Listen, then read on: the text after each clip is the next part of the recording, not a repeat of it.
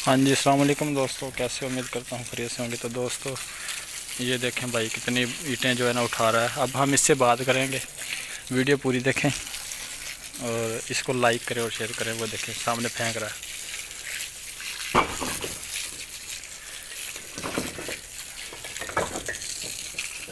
हाँ भी तेरी वीडियो बन रही है ते 10 से कितनी ईंटें लैके आए तो फिर दिहाड़ी च कितनियां सैट लेना? 2000-3000। अच्छा सही, 2-3 हज़ार छड़ लेना। नज़दीक आया कैमरे से थोड़ा, फिर तेरी वीडियो बनाई इत्थे बस इत्थे। अच्छा तो मतलब किन्ने की रेट लै रहे हो, किस हिसाब नाल सिट रहे हो? 500, 550, 600। केड़े एरिए दे विच रेट चलदा पिया? अच्छा हरूनाबाद रेट चलदा पिया, ठीक है। तो मतलब ये दिहाड़ी च किन्नी सिट जन्ने आ? 2000 3000 2000 3000। अच्छा तो तेनू काम सौखा लगता औखा लगता, किस तरह का लगता? सौखा लगता। मतलब जिन्नी तुसीं दिहाड़ी च सिट जाने कोई औखा नहीं लगता। ये जड़ियाँ इन्नी ईंटां सिर ते लैके मगर तुसें कि सिस्टम पाया है कैमरे च? ये देखो नाज़रीन, भाई ने जो है ना कैसा से जो है ना अपना इंतज़ाम किया हुआ है, जैसे जो है ना एयरफोर्स वाले नहीं करते ऐसे इन्होंने किया हुआ है। तो ये देखें वो ईंटें जो है ना मतलब लेके आ रहे हैं। अच्छा जो है लोग मतलब फ्री रहते हैं, काम नहीं करते, उनके लिए क्या पैगाम देना चाहोगे? ਜਿਹੜੇ लोग फ्री रहते ने ਵਿਹਲੇ रहते ने वारा, उन्होंने वास्ते की पैगाम है तेरा? दस। ਵਿਹਲਾ नहीं रहना चाहिए, काम करना चाहिए, चाहे पर हो चाहे हौला हो, कोई टेंशन नहीं है, काम करना चाहिए। अच्छा मतलब तू कितनी देर तो करता पाया काम? 12-13 साल हो गए। कभी तुझे महसूस नहीं होया कि मैं काम भारा करदा, मेरे वास्ते बहुत वजन है? अच्छा सही। तो उस तो बाद तेरा मतलब सही इहदे नाल सिस्टम चल रहा अपने घर का, तेरा खर्चा सही चल रहा? अच्छा होर कोई पैगाम मतलब ਜਿਹੜੇ तेन दोस्त ਜਿਹੜੇ देख रहे हैं इस टाइम यूट्यूब चैनल पे, या फिर की उन्होंने पैगाम देना चाहेगा? तू कुछ भी दस ਜਿਹੜੇ तेरे दिल च आ रही तेरे काम के बारे च, कोई भी दस दे।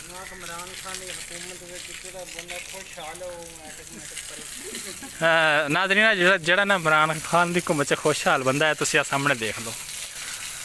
दस बोल। हाँ बोल के मतलब तेरे सही मतलब कारोबार सही चल रहा है ना? ठीक है, फर्स्ट क्लास। इन उर्दू नहीं बोलनी आती, कहते ना मैनू भी पंजाबी बोलनी पैंदी पई उर्दू। कोई मसला नहीं, कोई मसला नहीं, पंजाबी भी बहुत है देखने वाले, तेन टेंशन ना लै। ठीक है, यानी कि तू दिहाड़ी च किन्नी सैट जाएगा? 2000 अज जी गर्मी के एडा मगर इन्हें पाया हुआ बैग, तेन गर्मी नहीं लगती? अच्छा सही। तो किनिया ईंटां एक गेड़े च लैके आना पाया? सही ठीक। तो नाज़रीन ये भाई की आपने बात सुनी है, तो मेरा हाँ जाओ, मेरा आपसे जो है ना ये पैगाम है कि भाई जितने भी मतलब आपके जो है ना बुरे हालात हों, जितना भी बुरा मतलब हैवी काम हो, उससे दिल नहीं छोड़ना चाहिए। आपको जो है ना भाई ने खुद ही बता दिया है कि ये देखें किस तरह मैं काम करता हूँ और कैसे करता हूँ। तो आप भी अपने काम की जो है ना इज़्ज़त किया करें, कदर किया करें। जैसा भी आपका काम हो अच्छे तरीके से किया करें, दिल लगा कर किया करें। अभी इसने बताया है कि जो है ना मैं मतलब सारा दिन ये ईंटें जो है ना फेंकता हूँ और 5-6 साल से जो है ना मैं फेंक रहा हूँ। तो अल्लाह का शुक्र है, कह रहा है कि मुझे कोई परेशानी नहीं है, मैं खुशहाल इंसान हूँ। देखें वो मेहनत करता है, अपनी मेहनत करने की वजह से ना खुशहाल जो है ना रहता है। मतलब वो काम करता है, किसी की मतलब किसी से छीन के नहीं खाता, झूठ फरेब जो नहीं है उसके अंदर, तो इसीलिए वो कामयाब है। तो आप भी इंशाल्लाह जो है ना कामयाब होना चाहते हैं तो एक अपना अच्छा काम पकड़े, उसके ऊपर काम करें, अल्लाह ताला कामयाबी देने वाला है, ठीक है ना। वो देखें वो कितना वज़नी वो जो है ना इंसान जिसका हमने इंटरव्यू लिया था कि वो काम कर रहा था, कितना जो है ना वज़नी काम था। इसलिए आप भी जो है ना हिम्मत से काम लिया करें, होश से काम लिया करें, जोश से नहीं, तो फिर इंशाल्लाह ज़रूर तरक्की इंसान को मिल जाती है। कभी भी अपने आप को जो है ना किसी से कम ना समझें और कोशिश करें कि जो है ना हम काम कर रहे हैं इंशाल्लाह कामयाब हो जाएगा। ये देखें वो मतलब ईंटें जो वो जो आदमी लेके आ रहा था वो उसने कितनी ईंटें उठाई हुई थी, तो अभी दोबारा लेके आएगा चक्कर, फिर आपका उससे जो है ना दिखाएँगे जी। तो वो देखें वो भाई फिर जो है ना ईंटें लेके आ रहा है।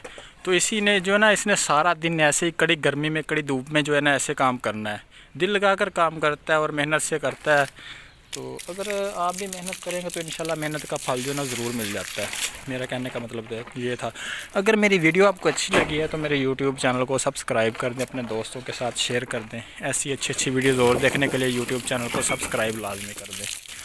اوکے بھائی, تھینک یو, خدا حافظ.